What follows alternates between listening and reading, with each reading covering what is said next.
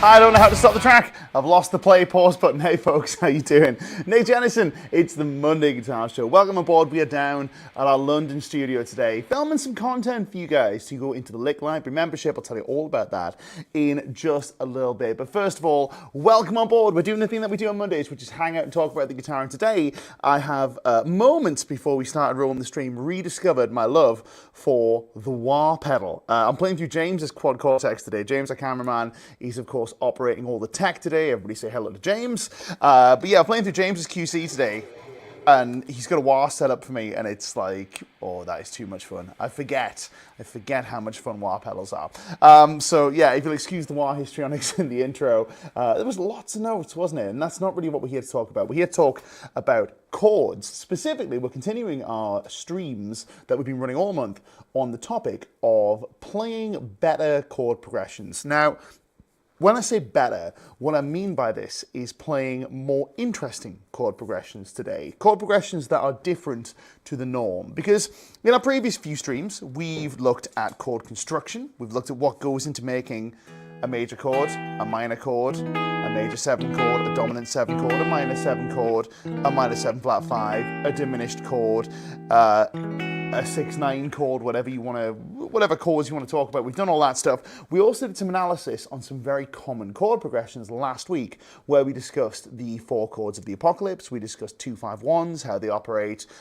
We discussed blues progressions, all manner of chord progressions that are very important for you to know. This is going to be the culmination of a few weeks of study for us, where we discuss how you can take your chord progressions and make them slightly more interesting, like that chord progression in our intro jam. Now, these are some complex chord changes in terms of the actual harmony, but it sounds like a rock track. It doesn't sound like a crazy fusion track where the chords aren't connected and we have to make crazy jumps to get from one chord to another. We still have to do that to solo successfully over said track. By the way, the track is available on Lick Library. I'll tell you more about that in a second. But the chords in question are as follows. Before we get any further, we have these chords. We have A minor. By the way, this starts in the key V.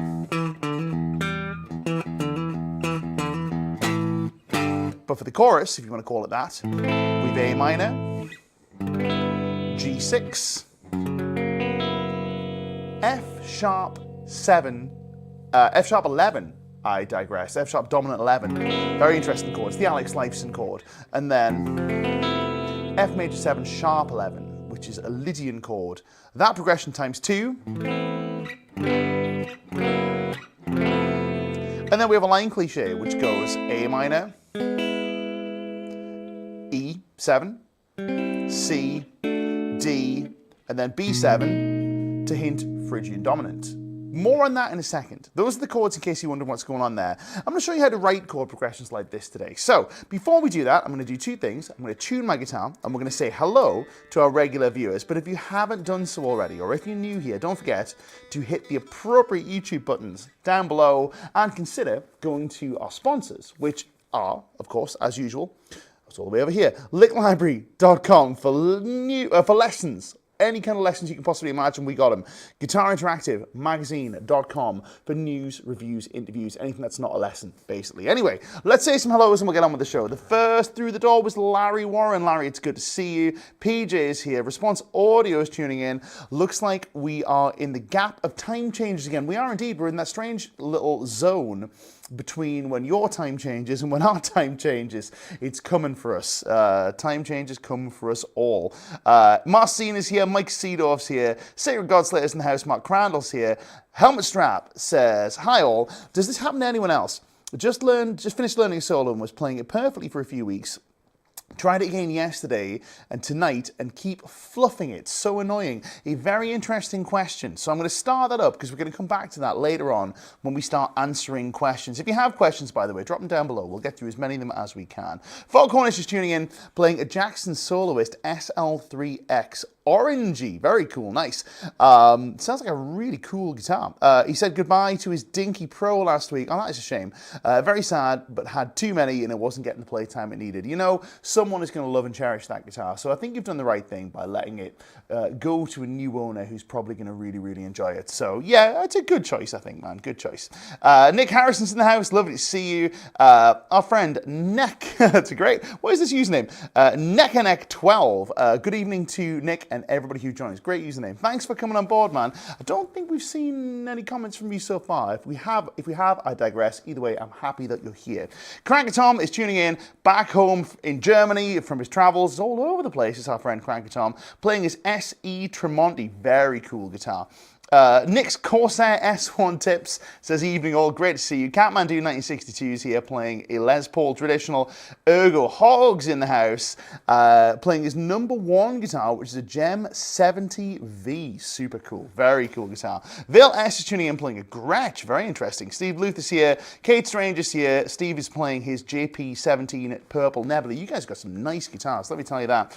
Block 18 is in the house, got his telly. Who else do we have? Very quickly, we're going to say some more hellos. I keep getting this right. I apologize. I am Shadrach. I keep getting names wrong. He's playing his LTD MH1000. Very cool indeed. Who have we got? Another Dreams. Is this a new account? Playing his Ventera Strat. I assume that's our friend Paul. Paul, it's great to see you. We got some love for James in the comments. Everyone is saying hi, James. We've got some comments about fluffing solos. I fluff them all the time. Don't you worry about that. And mostly on live streams. So we're going to star that comment up. That's another really interesting comment. I think we've got everyone. If I haven't done so already. Oh, it's Franz for Neck and Neck. Oh, there we go. Right, there we go. That makes sense. Something about one with his favorite account. Question, what is your favorite wah pedal? Well, now, because we're doing wah pedals, I'm going to answer this, right? Even though I would normally get into the meat of the session straight away, I'm going to answer this because I have a few. So my favorite wah pedal, full stop, is the Custom Audio Electronics MC404, which is the Dunlop wah that they made, but with CAE. And it's the one that has the two phasels in it. Phasel? I don't know how you pronounce it. It's got the yellow one and the red one, and you can heel switch between the two. And that's my favorite wah, full stop. But I've actually picked up another wah. I don't have it with me today. That is my new favorite pedal, and it is a Boss PW10 V wah, which is a product from the early 2000s, and it's discontinued and has been for a very long time. And what it essentially is an early modeling wah, where it has models of a few wah sounds that are like traditional wahs, and they sound pretty good. The Crybaby in particular sounds very good. It has a lot of really strange wah sounds that don't sound that great, like this advanced one that goes like loads of stuff like that, some voice sounds. It's got a lot of overdrive sounds, including a metal zone. They all sound terrible. But what it has, in addition to this really great sounding Crybaby, is it has a Univibe, which is a fantastic Univibe. It's a really, really good one. That is speed controllable with the treadle. So it essentially operates like a Dunlop Rotovibe, but Rotovibes are really expensive. And I picked this pedal up for £70. And not only that, but you have a toe switch to turn it on and off, and a heel switch, which you actually check with your heel, that goes between memory and manual modes. So you can have a wah set up and then heel switch it and it'll go to the rotor vibe. It's a very, very cool effect. It's a little confusing to use live, but that is my favorite, I believe. Anyway, on with the show. So chord progressions, right? We are going to talk about writing some more interesting chord progressions today. And we're going to begin with a bit of wisdom from Guthrie Govan, because I'm sitting in Guthrie Govan's chair today, and every time we come here, I'm always struck with the fact that I'm sat in Guthrie's seat, if that makes sense. But we're gonna start with some wisdom regarding writing more interesting chord progressions and why you might want to, and why you might not want to. And we're going to begin with the discussion on cliché. So one of the reasons we may want to write more interesting chord progressions is because we feel that the chord progressions we already have at our disposal are somewhat cliche. If we take the 4 chords of the Apocalypse that we talked about last week, maybe in its retrograde form, say we're playing an E, we could have E, A, C sharp minor, B, which is Fast Car by Tracy Chapman, but it's also that Fine Young Cannibals song that we like. It's also Mr. Brightside.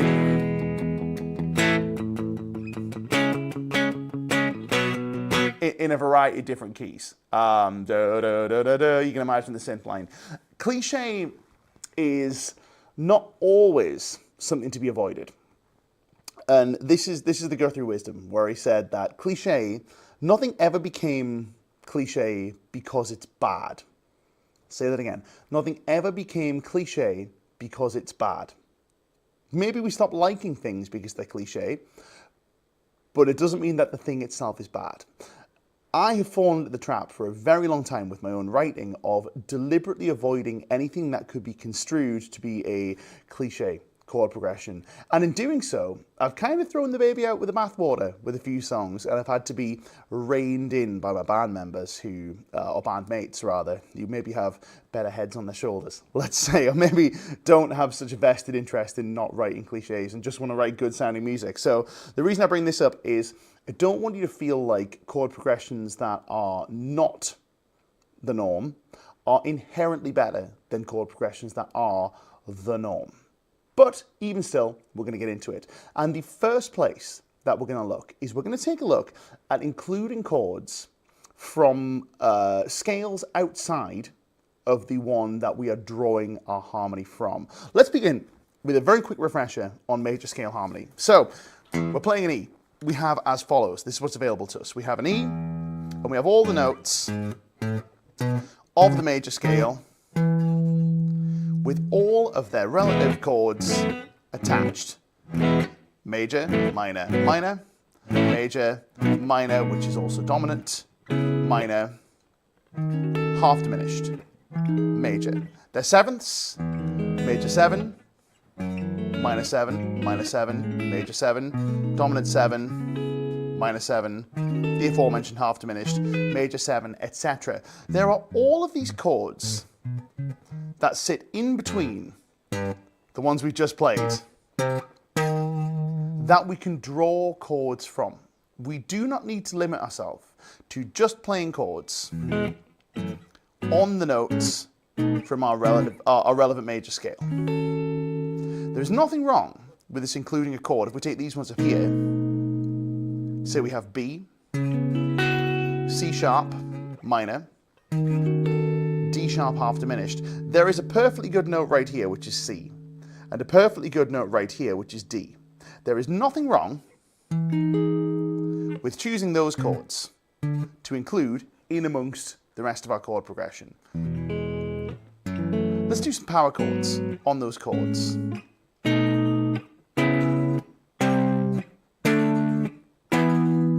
Haha!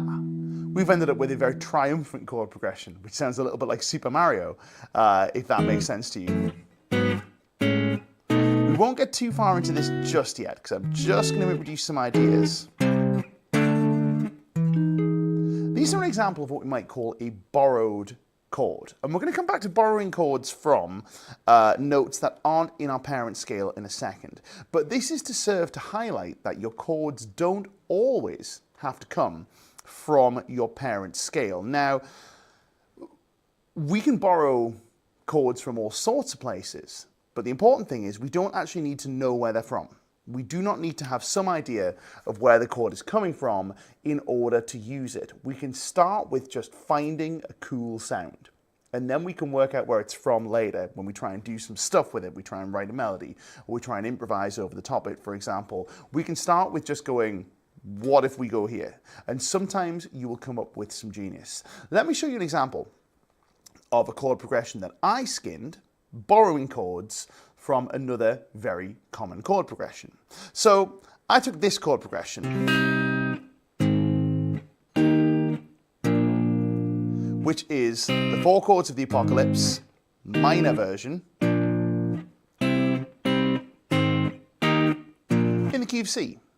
The chords are as follows: C minor,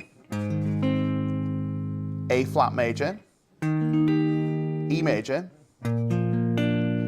B flat major. We could consider these to be either 1 minor, flat 6 major, flat 3 major, flat 7 major, or you could call them 6, 4, 1, 5, depending upon whether you consider this or this to be the root note. It actually doesn't really matter. It doesn't make a huge difference. It's just whatever conceptualizes better for you. What I did was I took this chord progression and I started moving some pieces. And I ended up with this. Let me get this right.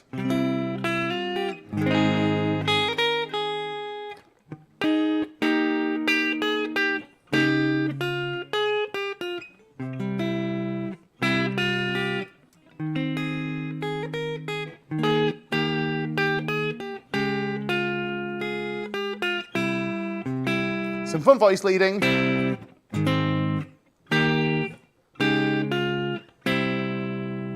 But I think a much more interesting chord progression. Let me quickly retune this guitar and then I'll show you what's going on here. So, some substitutions I made to this chord progression were as follows. And we'll go into the reasoning and the rationale behind it. Let me play it for you one more time with some cool effects on, just to make it sound all spacey and lovely.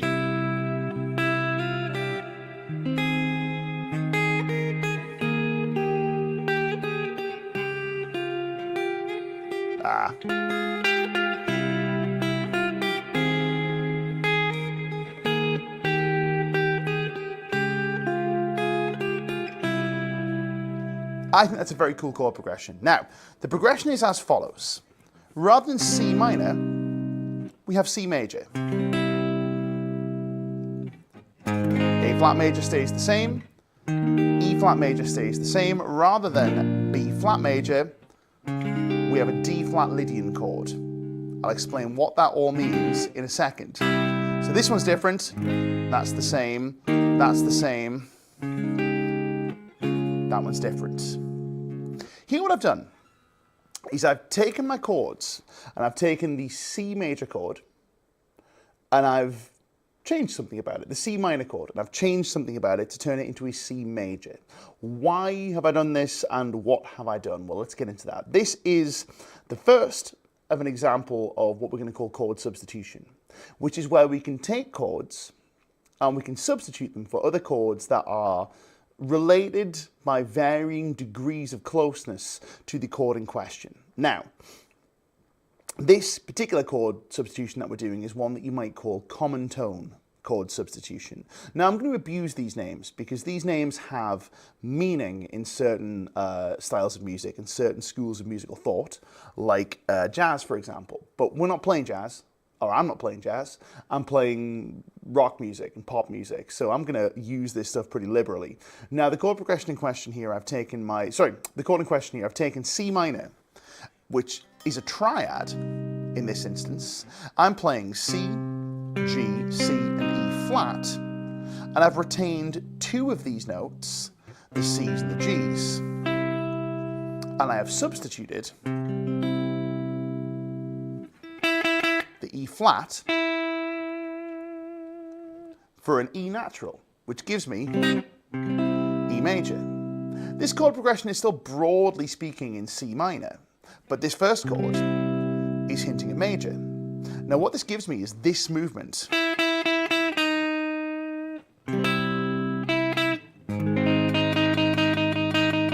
Now that in itself is interesting.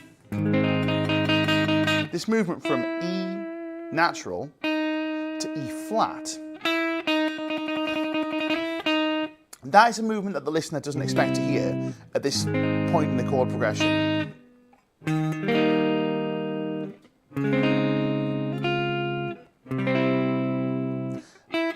This is the interesting note here. Now what I've done is I've taken this note and I have moved it, not just by substituting it to a chord that is kind of common to this chord, but I've moved this higher than you would expect it to be. And by moving a note higher than you would expect it to be, we can generate a certain feeling from the chord. Normally what this implies is it makes the chord progression sound brighter than you would expect it to be. And this has the effect of this new brightened chord falling to a darker chord when we go from the C to the diatonic, the one you expect, the A flat major. So that movement there, that simple movement of substituting one chord, in this case the one chord, for a brighter chord, and then allowing it to fall back into key, has the effect of momentarily brightening the chord progression. And we can do this in so many interesting and weird and wonderful ways. But that's not the only time I do this. I also do the same thing here, where we take this E flat chord that stays as standard, and instead of playing this chord, which is B flat major, we take that chord and we substitute it for this chord, which broadly speaking is a D flat major in a broad sense, but I'm playing D flat Lydian because it sounds interesting. We'll worry about what goes into this Lydian chord later. Now, in this case, what's changed is this note, which we expect to find in the B flat, has been substituted for this note. Now here I've taken the note that we expect it to be here and moved it one lower than we expect it to be, and this creates a sense of the chord progression becoming darker than we expect. Have a listen to the energy movement here. We start here, and the next chord is darker than we expect. Here it bright, and then it kind of settles. Energy stays, and then it becomes darker than we expect. There's sort of a sinister quality or an expectant quality that comes over the chord progression, which falls quite neatly to this chord. This creates a lot of movement, a lot of energy in our chord progression, which is exacerbated by this little voice leading movement here that I'm talking about. Now, let's go over some examples of when you might find this in other people's music. So, the first and most obvious example I'm going to show you is some examples from, I guess we can call it soul, for want of a better word, but there are so many subgenres here. And the first one I'm going to talk about is Dock of a Bay by Otis Redding. Now, this is a song that is kind of ambiguous in key, but it's also very obviously in G because the melody goes.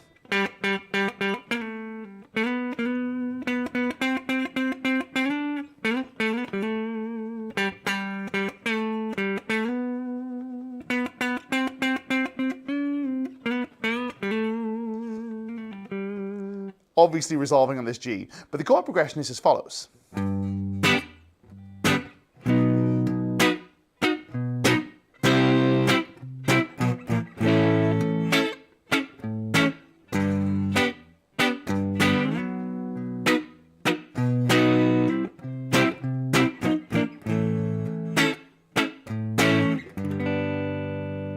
These are all major chords.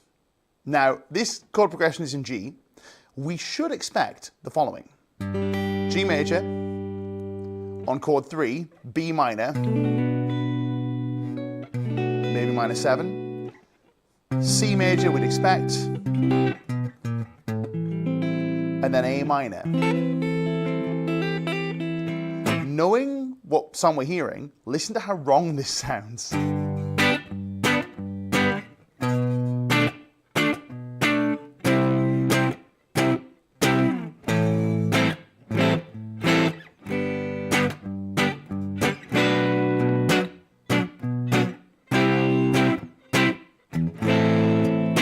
it's just, it's not it. It's not it. It's become this weird combination of wrong and boring all at the same time, which is very strange. Now, Dock of a Bay is a perfect example of common tone substitution in pop music, because we are substituting two minor chords that we'd expect to be minor chords for major chords. And in substituting the minor chord for the major chord, we have raised one of the notes in the chord, which produces an effect of the chord being brighter than we expect it to be. Listen once again to how expectant and how more bright than you're expecting this B sounds. So it's going to sound like this.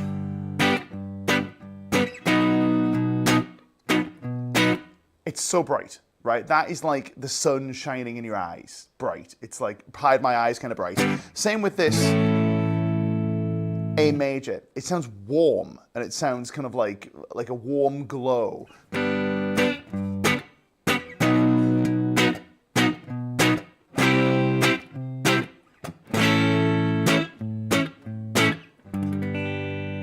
That is a huge part of the power of this song, is this warmth and brightness that is created from this simple kind of substitution that's going on here.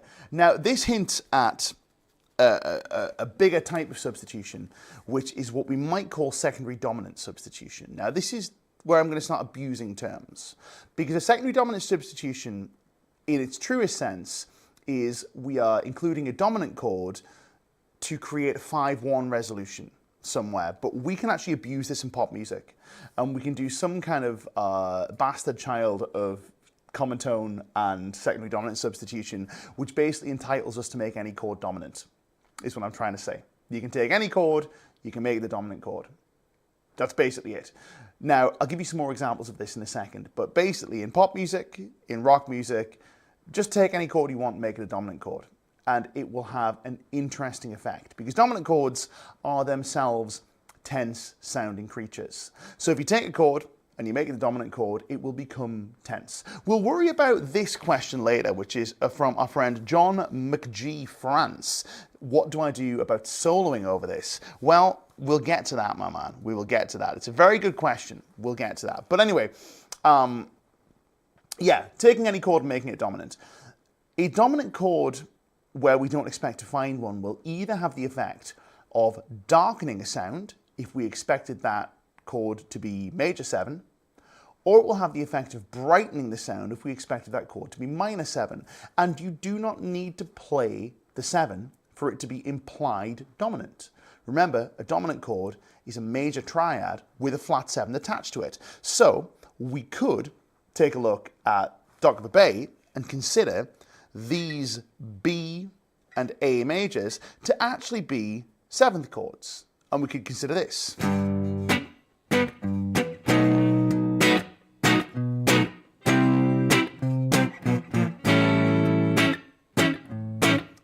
That sounds like the same character, right? It doesn't sound like we've grotesquely altered the song as we would if we played major 7 chords, for example.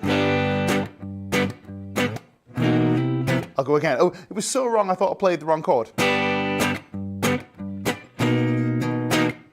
Yikes. I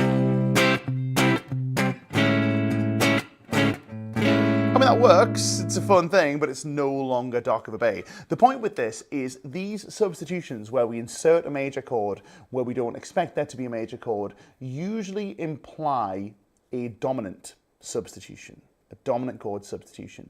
And this is an interesting thing because, like we say, depending upon what we do with the chord, it will either be a brighter sound if we've taken a minor chord and turned it into a dominant chord, or it will be a darker sound if we take a major chord, a major 7 chord, and turn that into a dominant chord.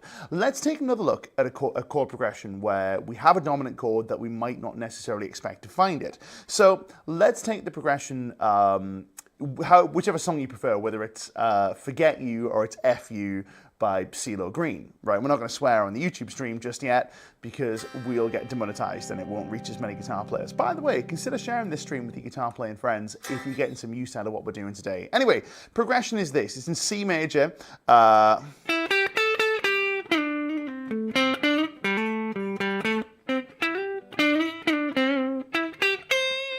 think that's the melody.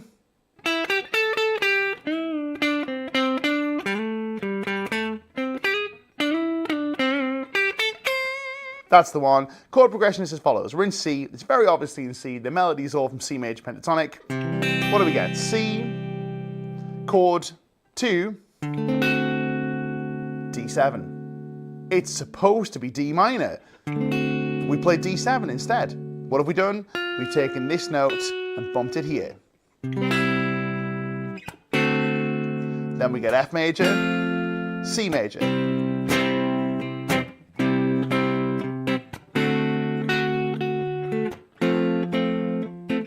Feel the energy lift on that D major, or that D7, right? And feel it fall back to neutral on this F.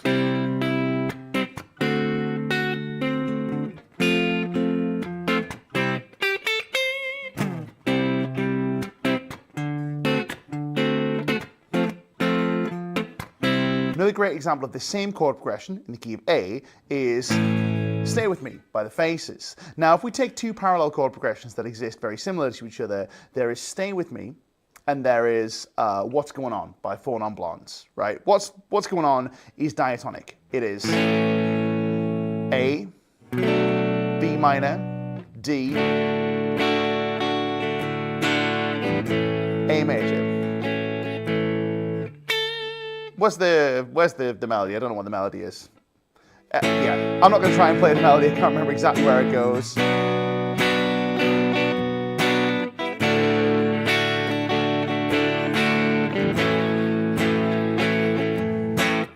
You get the gist, right? That is the Four Non Blondes chord progression. Stay With Me by the Faces is the same set of chords, but instead of B minor, we have B7. Let me get this voice like this.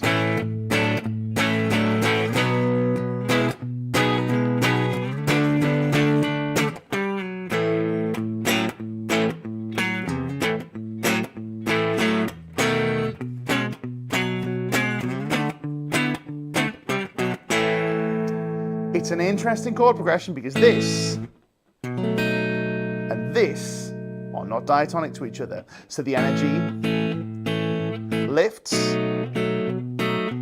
falls. See where I'm going with this?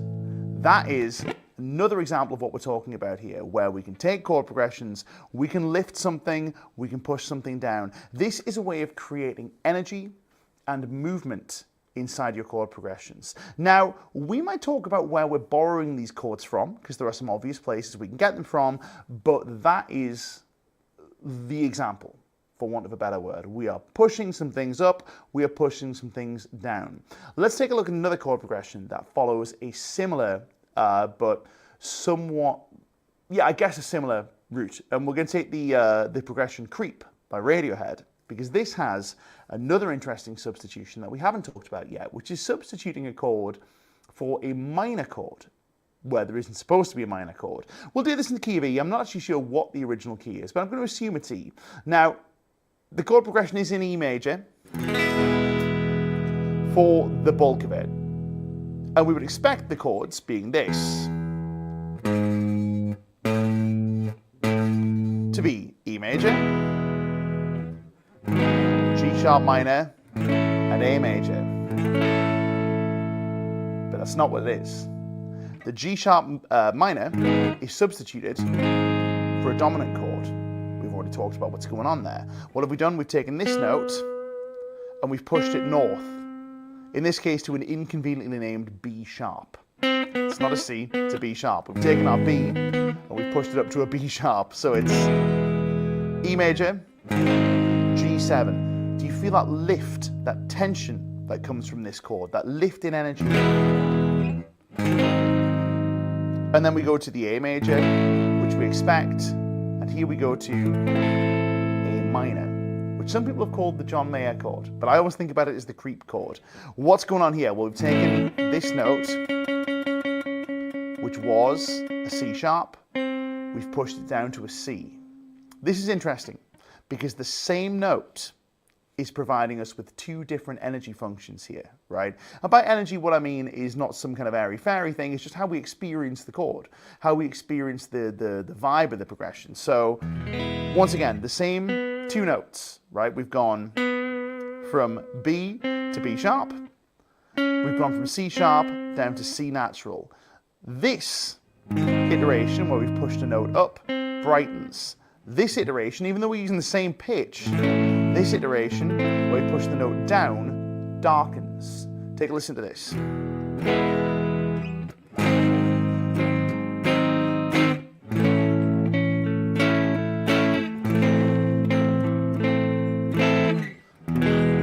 Let me play those melody notes.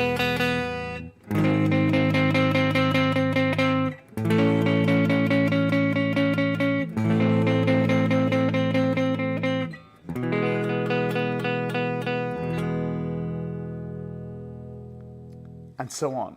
Now, let's look at some ways that we can pull this from some places. Rather than going, yeah, just do this, man. Just take a note and take a chord and push one of the notes up or push one of the notes down. But that is the fundamental thing here, is when we start to increase the number of raised notes in our chord or in the scale that we're drawing from, the energy becomes brighter. As we start to lower the number of notes, i.e. we produce more flatted notes, we take those C sharps and make them Cs, etc., we start to darken the energy of the chord progression that we're pulling from. Now, if this sounds familiar to any of you who have learned your modes, you will know that's exactly the same thing that's going on here. If we take A minor pentatonic,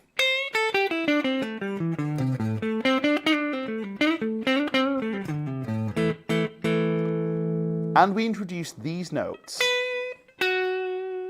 which are B and F sharp, in this case,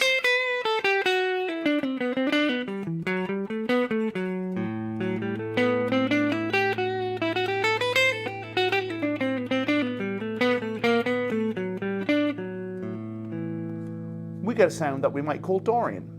If we take just one of these notes, the F sharp, we push it down to an F, listen to how much darker the sound becomes.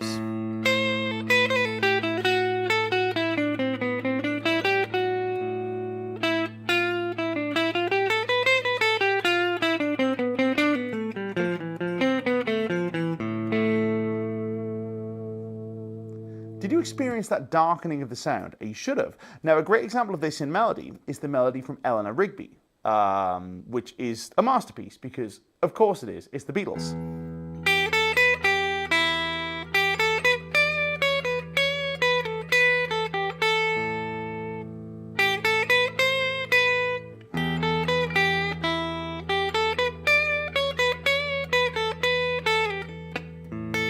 Beg your pardon? Now, look at the note that changed here. We took one note. We took this note, which was C sharp. We're in the key of E. That would imply C sharp E Dorian rather.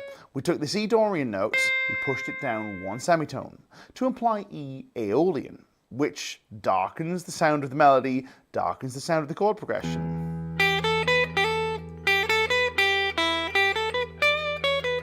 Right?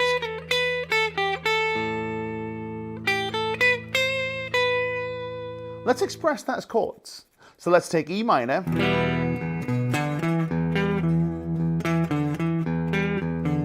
and then because the chord progression goes to A, let's play A with the C sharp in it, and now with the C in it.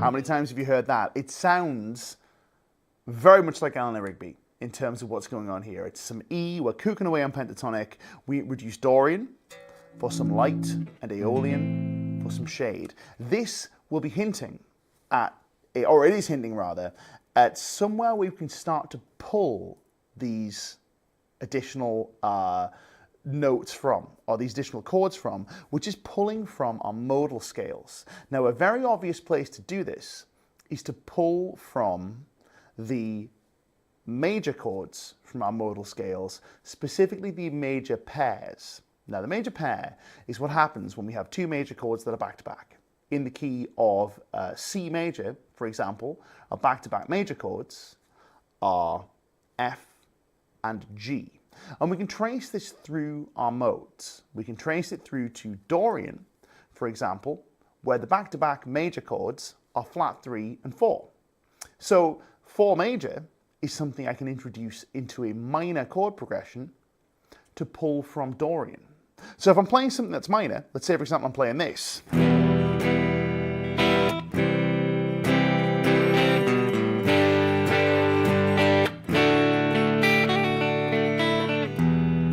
Which is the 4 chords of the Apocalypse in E minor. And I decide to introduce the 4 major, which in this case is A major, back to the minor chords. Do you feel the momentary brightness? It gives us this.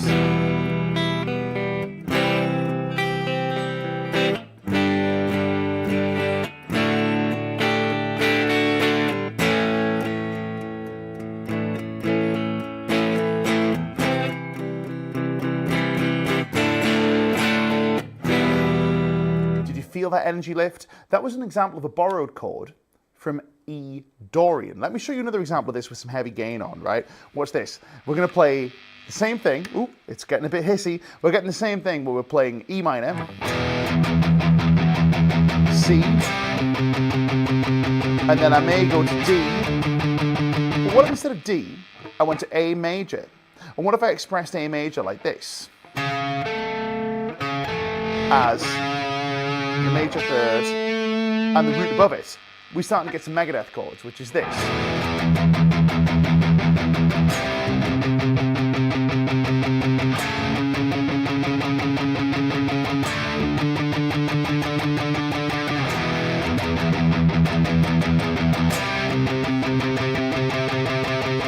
Now this is A major, but we can also express this as A dominant 7.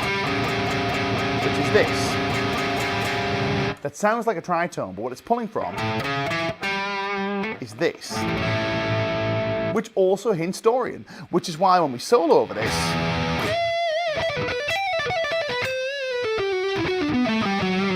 we go Dorian over this. Back to Aeolian for that.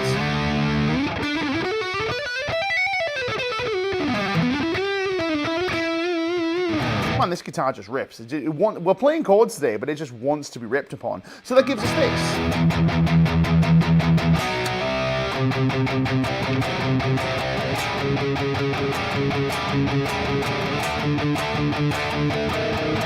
What about this? What note have we introduced here that we weren't expecting to be introducing? Well, it's this note.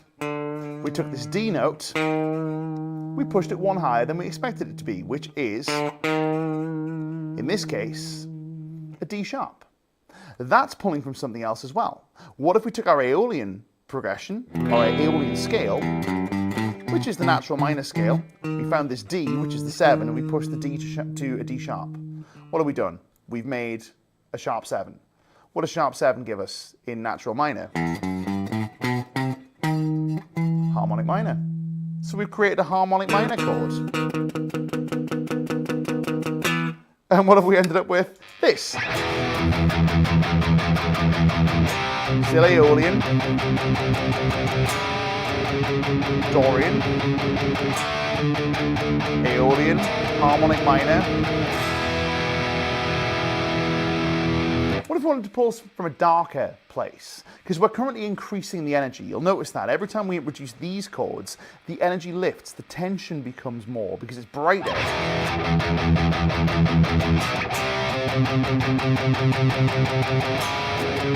Oh, okay. It's brighter again. What if instead of going to that D, I went somewhere entirely different?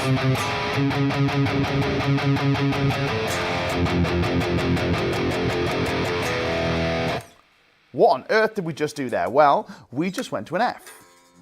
Where might we get an F from? Well, here's a few places we might get it from. There's a few spots, but if we take this idea of the two back-to-back major chords, our major triad pair, in Phrygian, the triad pair is on the flat 2 and the flat 3. If you don't know why, don't worry about it, right? But this produces this F major chord. This F major chord right here, which we could suggest has momentarily bumped us into Phrygian.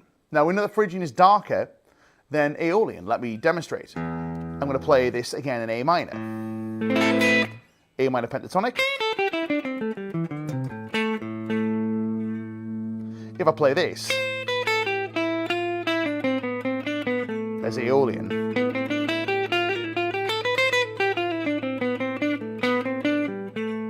Here's Dorian. Watch it brighten.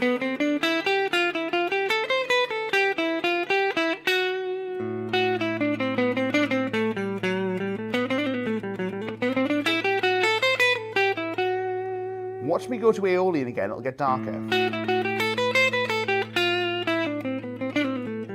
It's Eleanor Rigby all over again. Let's go Phrygian, watch it become even darker.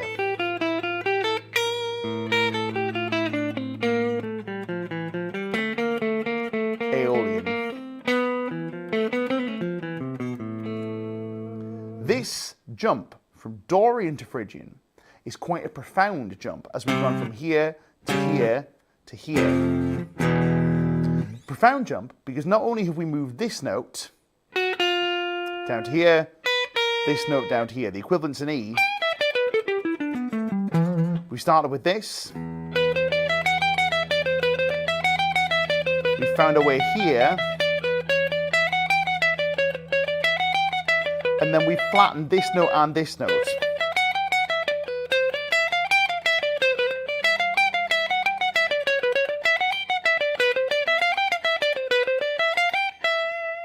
Which leads me to another point. Which is the bigger jumps you make, if you have a collection of notes, the more of them that you flatten or sharpen in a single move compared to what we might expect to find, the more of them that you move, the more profound the jump in energy is going to be, which is why that F strikes us as such a big surprise when we go from Dorian. Even though it's just one step away from our parent Aeolian scale, the fact that we're jumping 2 sharpened notes, pretty big. It's a pretty big thing. So this gives us some sense of how we can take chords and substitute them for other chords, but also borrow chords from other scales to manage the energy of our chord progressions that we're writing. And this also applies to our solos. If we're playing vamps, let's say, vamp being a single chord that we just sit and kook over, if it's maybe an ambiguous chord, like just a power chord or something, we can make these same jumps with our solo playing. But we're talking about chords today. I want to talk about one last thing with chords, which is voicing. Now, not every chord played in the same, not every chord, not every place you can play a chord. That's what I'm trying to say. Not every place that you can play a chord is equal.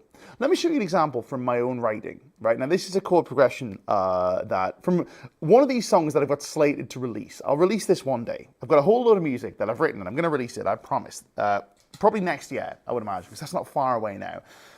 Chord progression is as follows. The song is in B. B what? Well, it changes, but it's broadly in B. And the chords are as follows. We have B major, G major, E major, F major, G major, A major twice, B major. That's a particularly ugly chord progression. It's just a bit weird. Strange old chord progression. The voicing is what gives this its power. Now, voicing is simply the order that we choose to play the notes of a chord in. If we take this B major, for example, the notes are B, F sharp, D sharp. There are so many places I could play this. I could play it here. I could play it here. I can play it here. I can play it here. I can play it here. I can play it like this. I can play it like this. I can play it, maybe not like that. Play it like this. I could play it here. We can learn all these chord shapes, but each one of them puts the notes in a different order.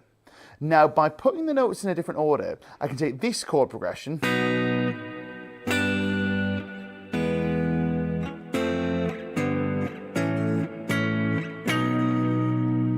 and make it sound a bit less clumpy, which gives us this, which is how we actually play it.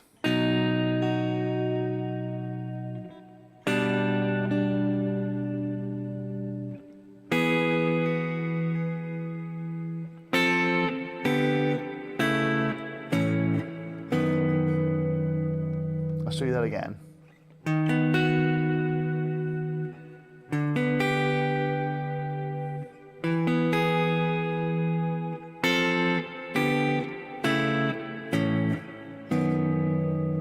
That last chord progression there, that last beautiful little guy that we've just done there, is this. Same thing, same chords, literally the same chords. It's F, G, A, B.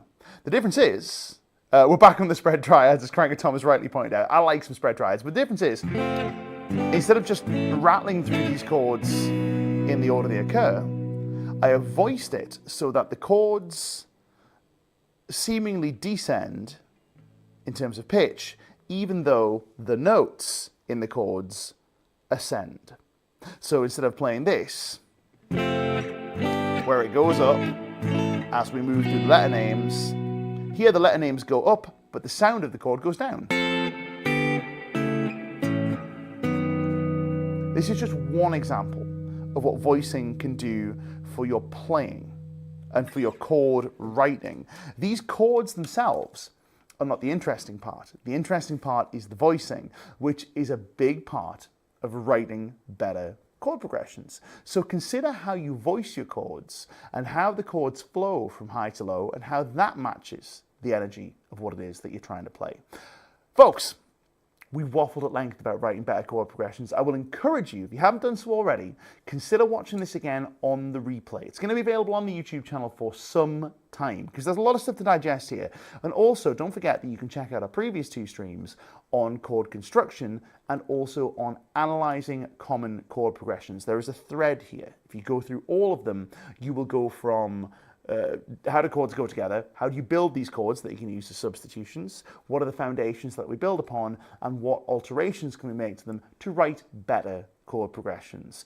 We have a new topic next week, but before we do that, we're going to answer some questions because we've had some really good ones. So if you've got any last minute questions, don't forget, you can get them in now. But first, let's start with some of the ones that we've started up. We're going to begin with this one. This is Helmut's Trap, a very, very good question, where he says about learning a solo and playing it perfectly for a few weeks, trying again, and then fluffing it. This is quite normal, as a few guys in the comments have said, right? This is normal. You can start to fluff things if your expectations of playing something are not in the right place. And depending on how you respond to these fluffs, can either exacerbate this or they can completely pop this phenomenon of you fluffing. For this, what I'm going to encourage you to do is I'm going to encourage you to go back to some of the books that we talk about on this channel quite a lot, one of which is The Inner Game of Tennis, which, let's not forget, is not just about tennis. After chapter 4, it starts being about tennis, but I would encourage you to go read it because this could be something to do with the mindset that you're in when you're playing these solos. It might not be that your hands have just gone, I've forgotten how to play the solo, Helmut's Trap. It could be that you're sitting down to play the solo with a certain expectation and a certain mindset that may be preventing you from playing the solo well. Now, the central conceit of tennis, not the game, the book, the inner game of tennis. The central conceit is that there are two yous at play. Two you is in the person. There is self one and self two. Self one is the one that has the ego attached to it and has the goals and wants to learn the cool solo. And self two is the one that is operating the hands and is doing the actual playing of the solo. And if we insert our expectations, our ego, our goals, our ambitions into the act of playing, we put these expectations on ourselves to play this well, because I've learned it, you know, insert deity if you have choice, damn it. I've learned it, so we're going to be able to play it well. When we insert that into our playing, we are putting the wrong driver at the wheel of the hands, so to speak. We are giving the navigator the helm of the ship, which is not, you know, if you think about all pirate ships, the captain didn't steer the ship. There was a helmsman who steered the ship. The captain said, "Land's over there, lads. Let's go get the treasure." And the helmsman would steer the ship, right? This is kind of what I'm getting at here, is it could be something to, I'm not saying it is, but it could be something to do with that, where maybe your expectations of, I can play this, are interfering with your actual execution of it. How do I know? Well, it happens to me all the time. Let me tell you, right? It happens to me all the time when I start to think to myself, I'm going to do something really cool right now. I'm playing on this stream. I'm going to do something really cool. And then inevitably, this desire, this ego to do something really cool trip me up, because the self that is doing the operating of the hands is no longer in control of the hands. It's the little ego that's talking to you right now becomes in control of the hands. I know it sounds quite fluffy and quite airy-fairy, but I think there's something to it. Okay, our friend John McG France, talking about soloing over chord progressions. Here's what you do. There are a few ways you can approach this. You can take a look at what parent scale each chord is borrowed from. So if we take that chord progression, for example,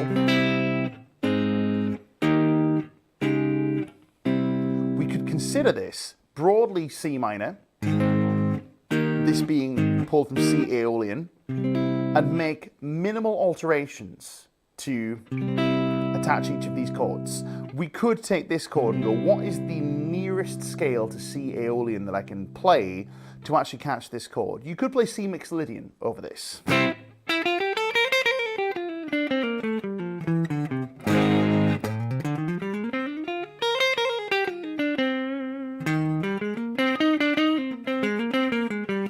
Or we could say, what's the note that's moved?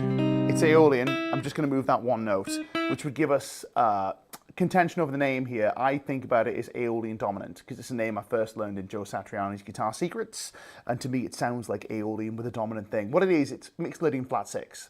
So it gives us the Aeolian scale, but we push the third up by 1, which gives us this.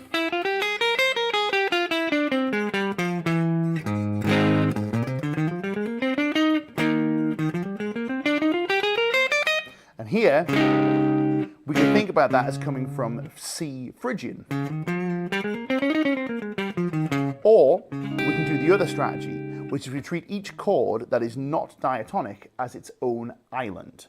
And we use our jazz changes strategy to navigate these. We look at this chord and go, that's basically dominant, so I'm going to play Lydian dominant over it. You could do that. Might not be the right choice, but you could. And over this, you could go, that's a major 7, I'm going to play Lydian. So this is the survivalist school of playing, where you go, without any further information, dominant chords are Mixolydian or Lydian dominant, major chords are Lydian, and minor chords are Dorian.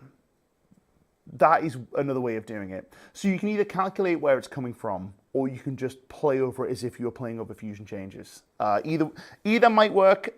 Personally, I think it depends on the style and how fusiony you want it to sound. Here's a great question from my friend Joe Johnson, right? Hi Nick, when sweep picking, does the movement mostly come from the wrist or arm, or is it personal preference? Depends how far you got to go. So here's the thing, right? If you're only sweep picking these 3 strings, you can do it with the wrist. Let me just hide a comment, Joe. It's a good comment, but I'll need the real estate of my hand. Sweeping 3 strings, you can cover it with the wrist. If you're doing all 6, best of luck doing that with your wrist, because the wrist has to cover loads of range of motion. So it is preference. It depends how far you have to go. There's no need to employ the arm to do these little gypsy sweeps from our gypsy jazz licks. But if you're playing these huge sweeps that are never actually played very often, that has to be some arm movement, at least some arm movement, in the same way that to play a scale